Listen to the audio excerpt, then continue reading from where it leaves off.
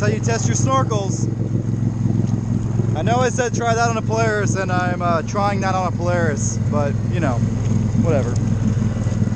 It did pretty well in the weeds. It is kind of heavy, but other than that, no issues.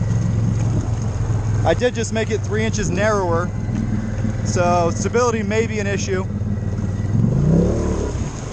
Power is not an issue though.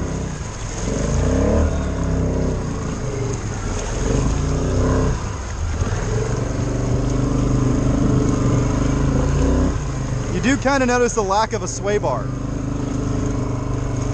So far so good, hasn't missed a beat.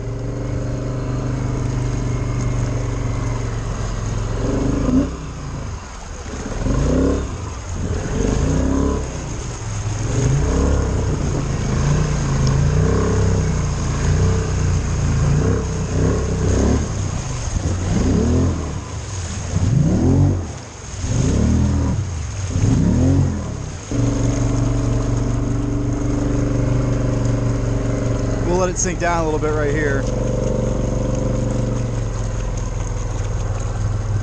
And it's idling. Very impressive. It is floating a little bit. You wouldn't think a 1,000-pound bike would float, but it's on 32s on 14-inch wheels, so a little floating will happen. Seeing a little bit of sheen of gear oil on the water, no big deal. Still has yet to miss a beat. That's real deep. This is as deep as the 300 went, and the lake's actually deeper right now, so if I can make it back to shore, I'll be very happy.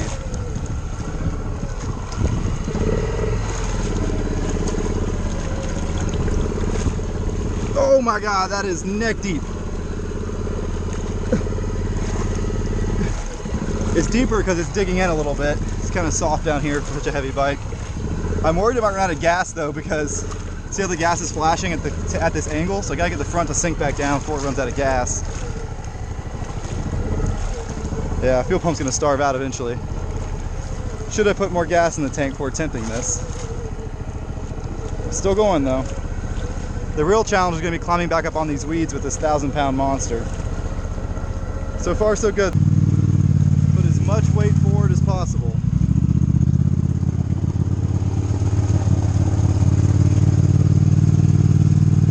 Not bad.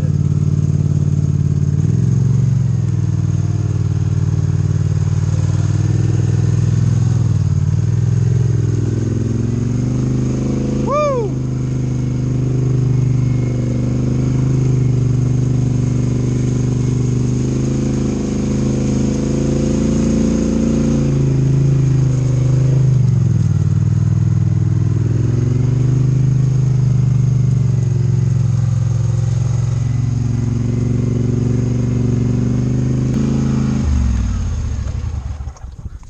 So that was my first test with the 2-inch lift and the 32 sludgehammers after doing the transmission, putting the high range gears. As you saw, it'll do 70 miles an hour easily. It's actually doing faster than that because these tires are bigger than stock. So it's probably doing 75 miles an hour. Bone stock except for the slip-on and the stock gears out of the regular 850. These tires pulled really well. Pretty happy with that for what we just went through. That's 300 terrain out there. You shouldn't take a heavy bike out there, but it did just fine with the extra clearance it's got and the amount of grip these tires have. They have a lot of air in them right now. I just beaded them, so I'm letting them seat real well. But no axle binding issues really. You did notice a 4-wheel drive engage for a split second on a water wheelie. When the wheels drop all the way down, they kind of force themselves to engage a little bit. And I read that. Doesn't seem like a huge deal.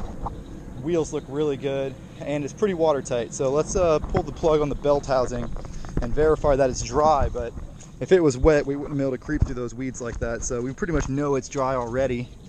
Also, these are 5+ 2-inch wheels, and I have about 1 inch of clearance between the snorkel. Everyone says you have to run, you know, special wheels and stuff, or wheel spacers with the 2-inch lift. Not the case. You have to put a big zip tie. See the big zip tie right there? Just hold your snorkel out of the way a little bit. So let's see. I guess I need some tools. Oh, those aren't tools. I can't get that out.